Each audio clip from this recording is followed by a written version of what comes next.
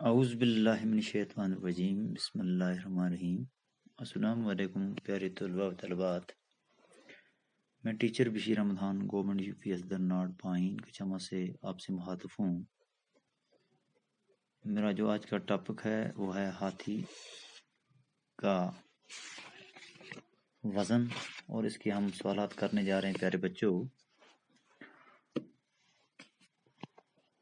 میرا جو زون ہے وہ زون کرالبورا ہے اور کلسٹر میلیال ہے. پیج نمبر آپ نکالیں گے 37. سوالات اس طرح ہیں کہ بادشاہ نے کیا منت مانی تھی؟ سوال نمبر 1، بادشاہ نے کیا منت مانی تھی؟ اس کا جواب ہے بیٹا،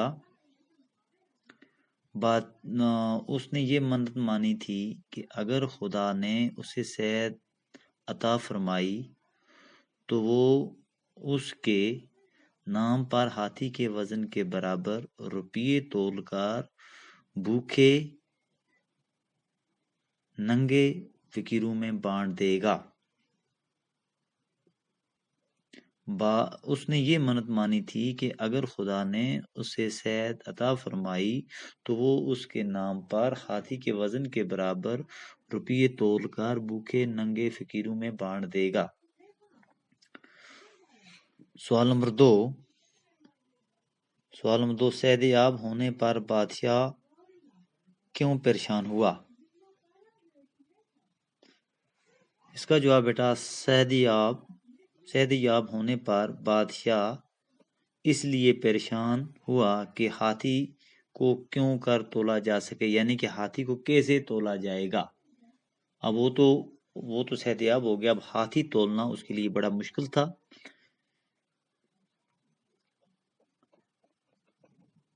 سوال نمبر 3، بادشاہ نے نظر کیے روپیے کن لوگوں میں بانٹ دیے؟ یعنی کہ بادشاہ نے جو روپیے نظر کیے تھے وہ کن لوگوں میں بانٹ دیے؟ بادشاہ نے نظر کیے روپیے یتیموں، محتاجوں اور مسکینوں میں تقسیم کیے. بادشاہ نے جو نظر کیے ہوئے روپیے تھے وہ یتیموں، محتاجوں اور مسکینوں میں تقسیم کیے. سوال نمبر 4،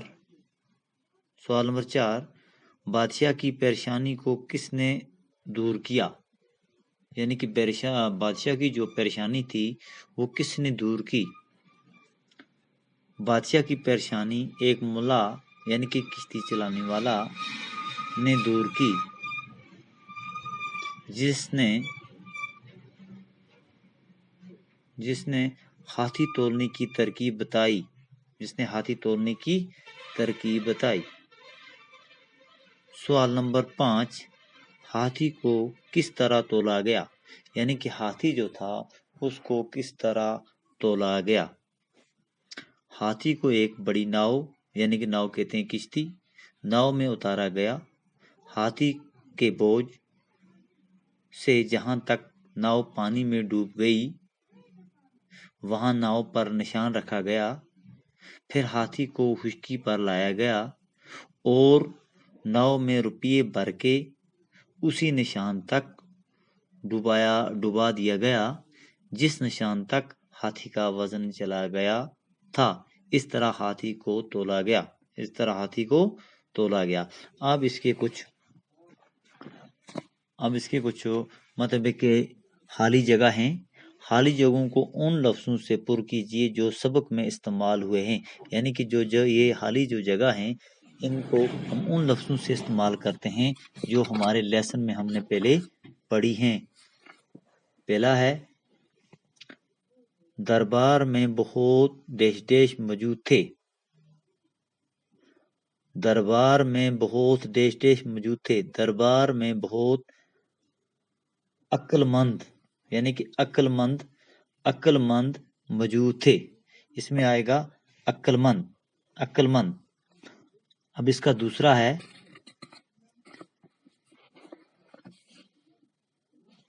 کچھ مہینے ڈیش گزر گئے. یعنی کہ کچھ مہینے ڈیش گزر گئے.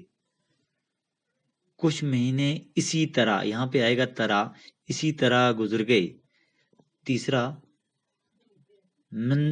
منت کا عہدہ ڈیش ڈیش سے کر چکا ہوں،